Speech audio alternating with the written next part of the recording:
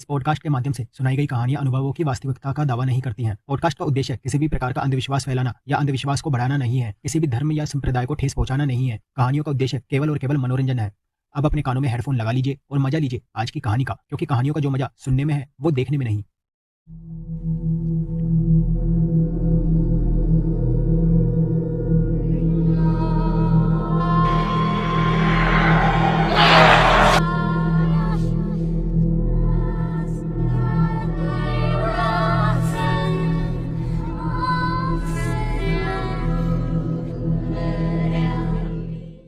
कहा जाता है कि इस धरती पर मनुष्य के अलावा कुछ हैवानियत भरी ताकतें भी मौजूद हैं।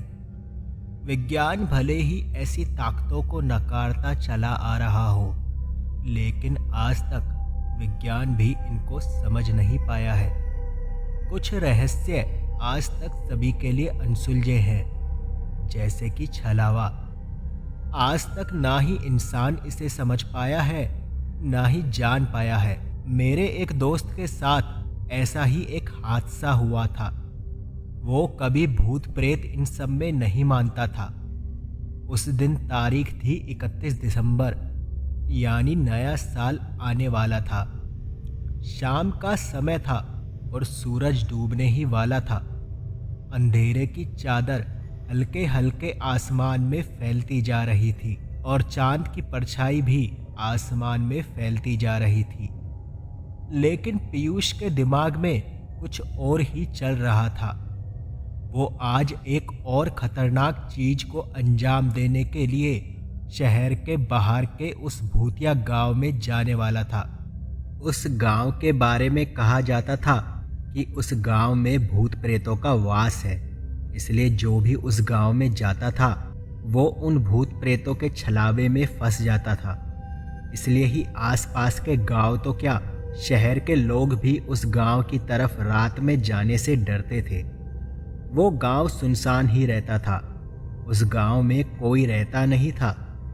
उस शाम पीयूष ने अपनी कार लेकर उस गांव में जाने का फैसला किया। पीयूष का आज तक किसी ऐसी चीज से पाला नहीं पड़ा था। वो दिल्ली में पढ़ता था और अंधविश्वास और उससे मानने वाले लोगों पर वो हंसता था। उस दिन शनिवार था। रात के 8 बज चुके थे। पीयूष अपने एक दोस्त नीरज के साथ था। पीयूष ने नीरज को यह कहकर अपने साथ लिया था कि नए साल पर दोनों पार्टी के लिए बाहर जा रहे हैं, तो दोनों कार से चल दिए थे। और नीरज को जरा भी अंदाजा नहीं था कि ये सफ़र कितना खतरनाक होगा। दोनों कार में ही बियर पिए जा रहे थे। थोड़ी दूर चलने के बाद ही पीयूष ने गाड़ी उस गांव के रास्ते पर मोड़ दी। वही गांव जो भूत प्रेत का अड्डा माना जाता है। शहर से निकलते वक्त लोगों की थोड़ी बहुत हलचल दिखाई पड़ रही थी, लेकिन शहर से काफ़ी आगे आने पर वो हलचल दिखाई देना बंद हो गई थी। नीरज को समझ नहीं आ रहा था वो कहाँ जा रहे हैं, लेकिन जब भी वो कार से बाहर झांकता था उसको कोई इंसान, कोई जानवर नजर नहीं आता था। तो अब नीरज को भी डर लगने लगा था। जब तक उसको समझ आता कि वो उस गांव की दिशा में जा रहे हैं जहां भूतों का आभास होता है, तब तक बहुत देर हो चुकी थी। तब नीरज ने पीयूष से कहा, भाई, ये हम कहाँ जा रहे हैं? क्या तू नहीं जानता? ये रास्ता उस गांव तक जाता है। ये ठीक नहीं है। तब पीयूष ने यही कहा, अरे तू क्यों डर रहा है? मैं हूं ना, तू बस चल। पीयूष की अजीब हरकतों को नीरज अच्छे से जानता था, तो नीरज समझ गया था कि पीयूष बस साबित करना चाहता था कि उस गांव में कोई भूत प्रेत नहीं है। नीरज ने जैसे ही महसूस किया कि वो गांव पास ही है, वो घबराने लगा। कार में गरमाई होने के बावजूद उसके हाथ पांव कांपने लगे। उसने पीयूष से फिर कहा, भाई देख, मैं जानता हूँ कि तू इस सब में नहीं मानता, लेकिन मैं तो मानता हूँ और मुझे अब डर लग रहा है। लेकिन पीयूष को तो मानो कोई फर्क ही नहीं पड़ रहा था। कार उस गांव के अंदर दाखिल ही होने वाली थी। अब नीरज बहुत ज़्यादा घबराने लगा था। उसने पीयूष से कहा, सुन, तुझे जाना है तो जा, लेकिन मुझे यहीं उतार दे।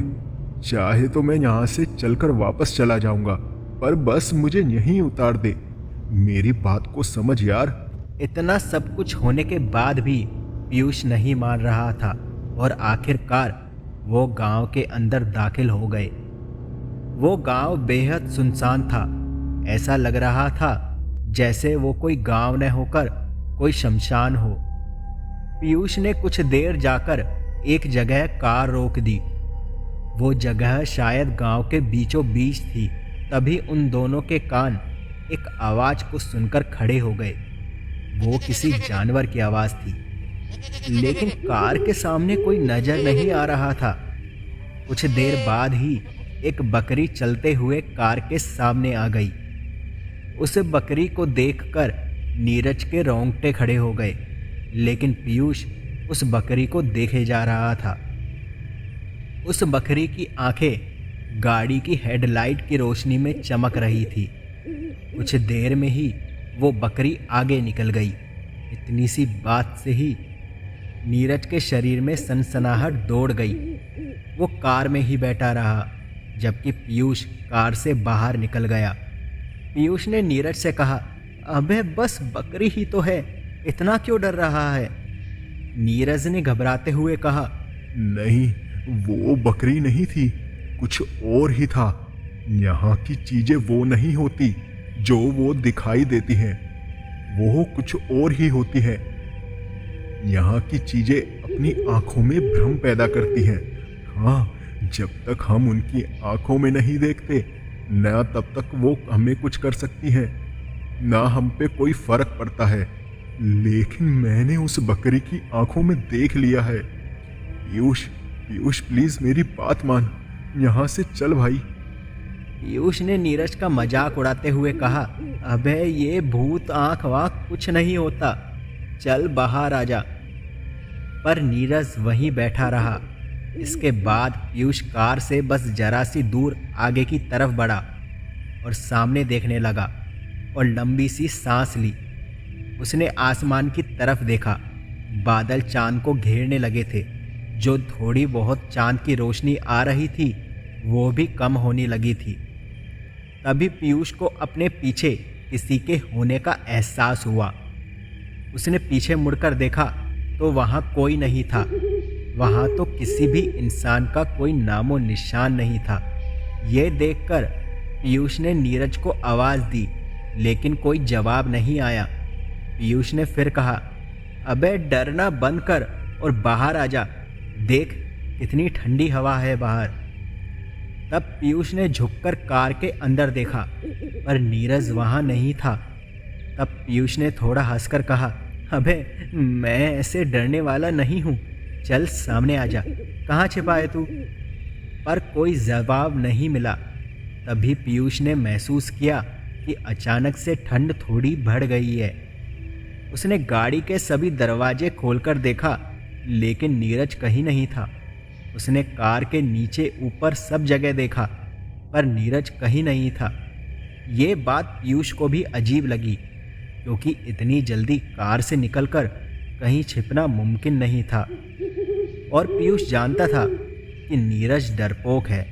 वो कार से निकलकर कहीं अकेले जाकर छिप नहीं सकता था। तब पीयूष ने अपने मोबाइल की टॉर्च ऑन करी और आसपास देखने लगा। आसपास सन्नाटे के सिवाय कुछ नहीं था। और तभी उस सन्नाटे को चीरते हुए किसी के जोर जोर से चीखने की आवाज़ पीयूष के कानों में पड़ी।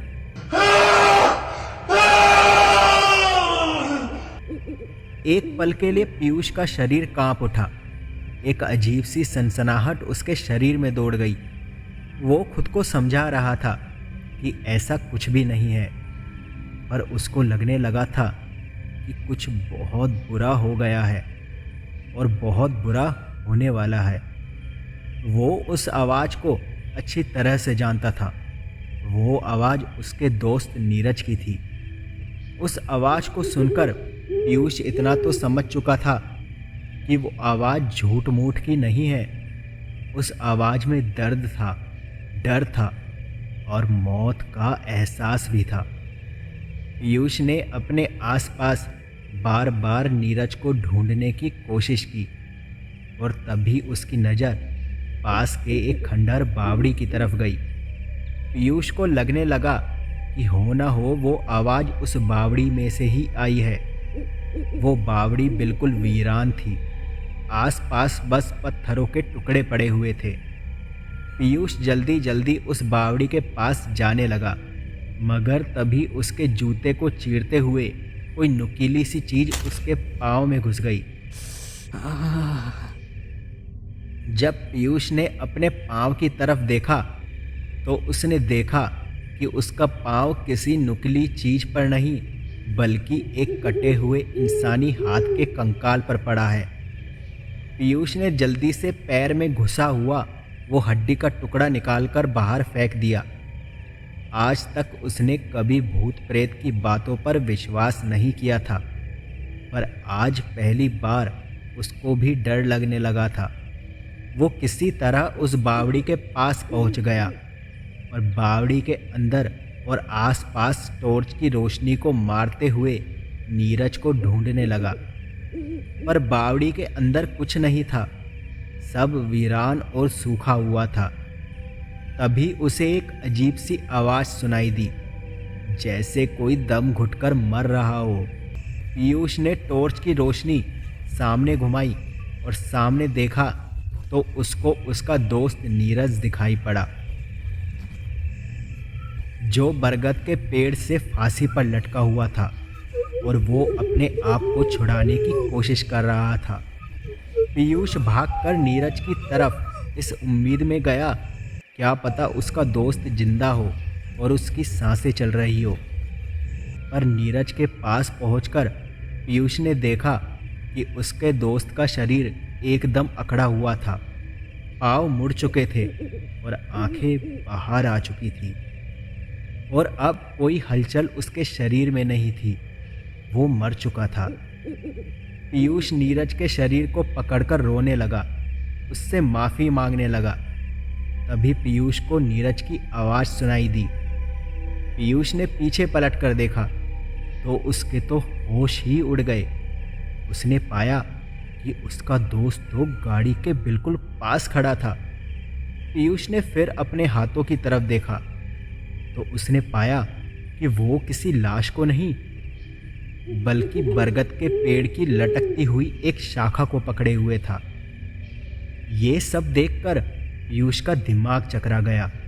उसे समझ ही नहीं आया कि उसने अभी जो देखा वो सच है या फिर उसने जो लाश लटकी हुई देखी थी वो सच था। पीयूष बहुत डर गया।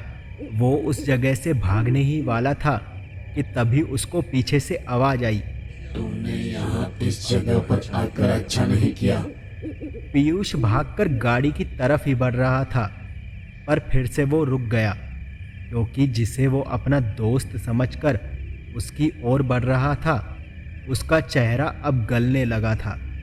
उसका मांस अब पिघलकर नीचे लटकने लगा था और अब वो इतना खौफनाक दिखाई दे रहा था, जिसको देखकर पीयूष की रूह तक कांप गई थी। उस नीरज जैसे दिखने वाले इंसान का भी रूप अब बदलकर किसी सूखे कांटे की तरह हो गया था।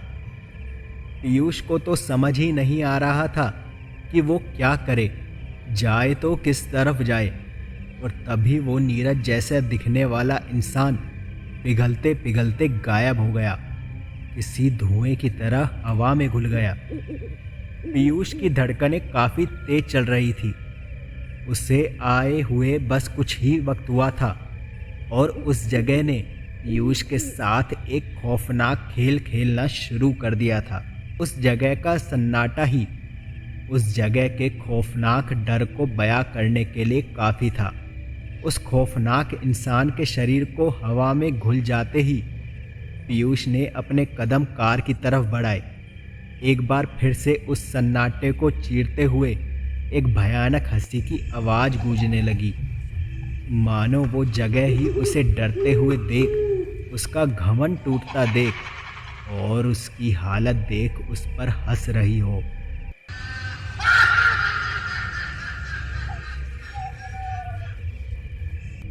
मानो वो आवाज़ उससे कहना चाहती हो कि ये जगह इंसानों के लिए नहीं है, ऐसी जगहों पर कभी कदम भी नहीं रखना चाहिए। पीयूष उस आवाज़ को सुनकर दौड़ते हुए कार के पास चला गया। उसने एक बार फिर से कार के अंदर देखा, पर नीरज अब भी वहाँ नहीं था। वो डर के मारे हांफते हुए कार के अंदर बैठ गया। उसका दिमाग घूम चुका था।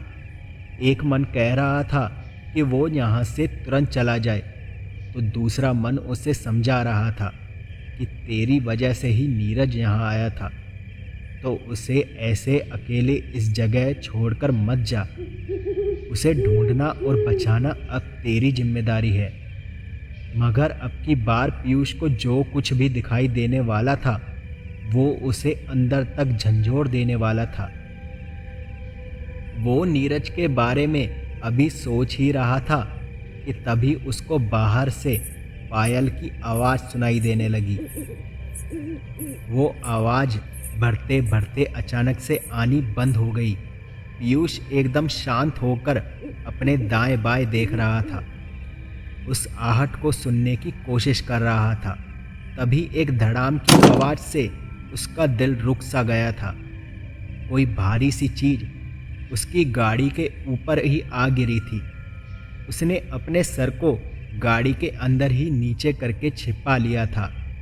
बाहर जाने की उसकी हिम्मत ही नहीं हो रही थी। पीयूष को फिर से पायल की आवाज़ आने लगी थी, पर इस बार वो आवाज़ हल्की हल्की सी आ रही थी।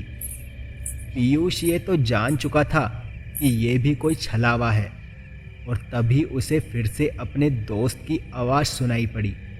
पीयूष, पीयूष बचा ले मुझे। ए पीयूष, बचा ले मुझे यार। पीयूष गाड़ी से बाहर निकल पड़ा और बाहर निकलकर उसने गाड़ी के ऊपर देखा। गाड़ी के ऊपर एक डरावनी औरत बैठी हुई थी और उस औरत के हाथ में नीरज का कटा हुआ सर था, और वो डरावनी औरत नीरज के सर को सहला रही थी, और नीरज का सर बस चिल्ला रहा था, पीयूष, पीयूष बचा ले मुझे।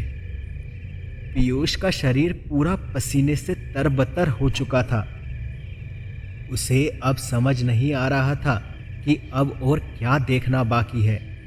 नीरज का सर लाल लाल हो चुका था। वो प्रेतनी नीरज के सर पर खून लगाए जा रही थी और उसका सर बस चिल्लाए जा रहा था। पीयूष ये सब देखकर डर के मारे पीछे हटने लगा। पीयूष का गला सूखने लगा था। आसमान से बादल छटने लगे थे। चांद फिर से दिखाई देने लगा था। एक हल्की हल्की सफ़ेद सी रोशनी चारों तरफ बिखर रही थी, लेकिन माहौल और भी डरावना होता जा रहा था।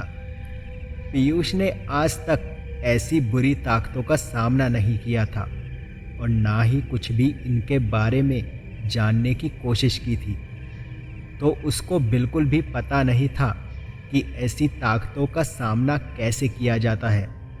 वो पीछे हटते हुए वहाँ से भागने के बारे में सोच ही रहा था कि तभी उस औरत के हाथ में जो सर था उसके हाव भाव बदलने लगे। पहले तो वो सर मायूस सा, डरा हुआ सा था, लेकिन अब उस सर के चेहरे पर हल्की हल्की सी मुस्कान फैलने लगी थी। और फिर से वही हुआ। उस सर का भी मांस गलने पिघलने लगा। ये सब देखकर पीयूष पीछे की तरफ भागा। गिरते पड़ते हुए वो बस एक अनजान से रास्ते पर भागा जा रहा था। डरता हुआ, हांफता हुआ वो एक जगह पर आकर रुक गया। चांद की रोशनी की वजह से उसको अब रास्ते दिखाई दे रहे थे। उस गांव से बाहर निकलने के केवल दो ही रास्ते थे। एक रास्ता वो था जहां से वो कार लेकर उस गांव में आया था, और एक रास्ता बिल्कुल उल्टी दिशा में था। पर दूसरे रास्ते से पीयूष काफ़ी दूर खड़ा था।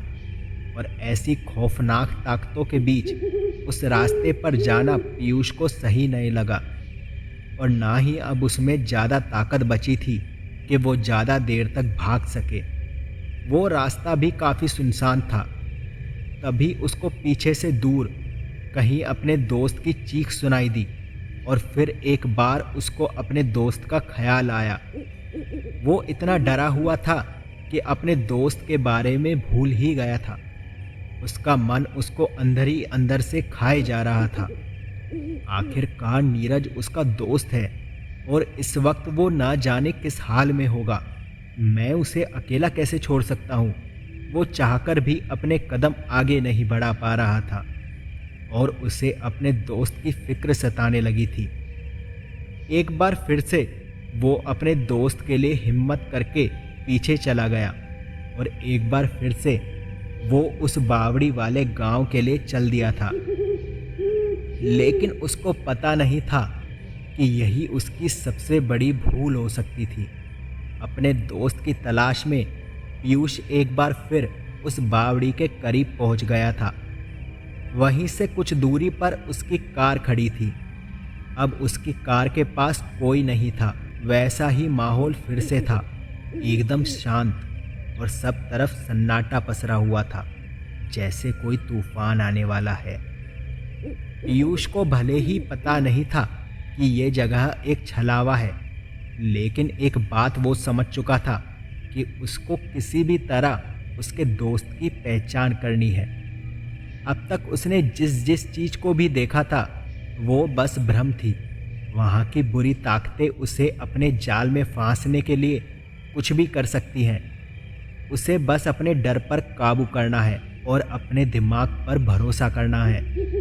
तब उसे अपने दोस्त की बात याद आई कि जब तक हम ऐसी खौफनाक चीज़ों के आंखों में नहीं देखते तब तक वो हमें कुछ नहीं कर सकती।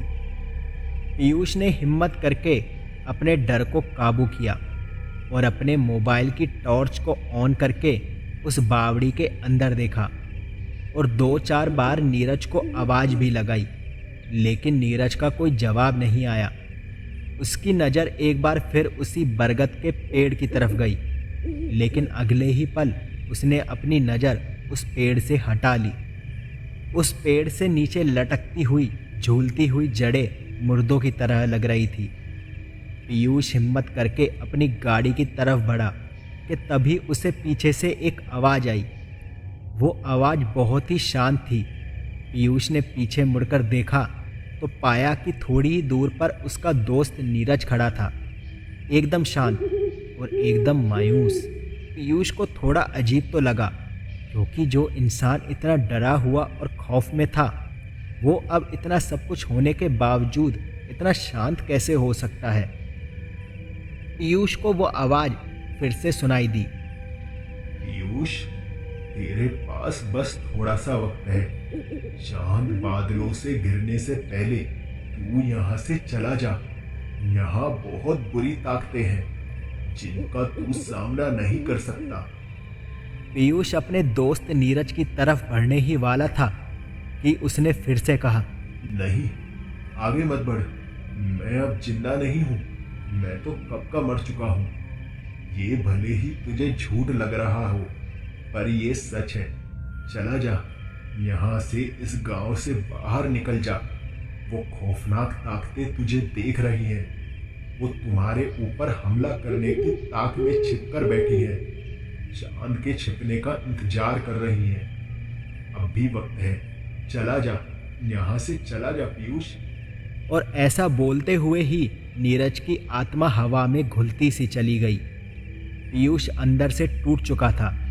वो इस बात को जान चुका था कि वो अगर यहाँ से जल्दी से नहीं निकला तो उसका भी वही हाल होगा जो उसके दोस्त नीरज का हुआ था। पीयूष ने एक नज़र आसमान की तरफ देखा। चांद के ऊपर से हल्के हल्के से बादल गुजर रहे थे। वो जल्दी से अपनी कार में जाकर बैठ गया। आसपास से उसको हंसने की आवाज़ें सुनाई दे रही थी, लेकिन पीयूष ने उन आवाज़ों की तरफ ध्यान नहीं दिया। उसने अपनी कार स्टार्ट की और जल्दी से उस गांव से दूर निकल गया। काफ़ी दूर जाकर उसने एक शांत जगह पर कार को रोक दिया और अपने दोस्त नीरज को याद करके अकेले ही रोने लगा। अगले दिन नीरज के परिवार वाले और कुछ लोगों ने नीरज को उस गांव में ढूंढने की नाकाम कोशिश की, पर नीरज कहीं नहीं मिला। वो बावड़ी, वो गांव नीरज को निगल चुका था। पीयूष आज भी नीरज की मौत के लिए खुद को कसूरवार मानता है और यही सच है।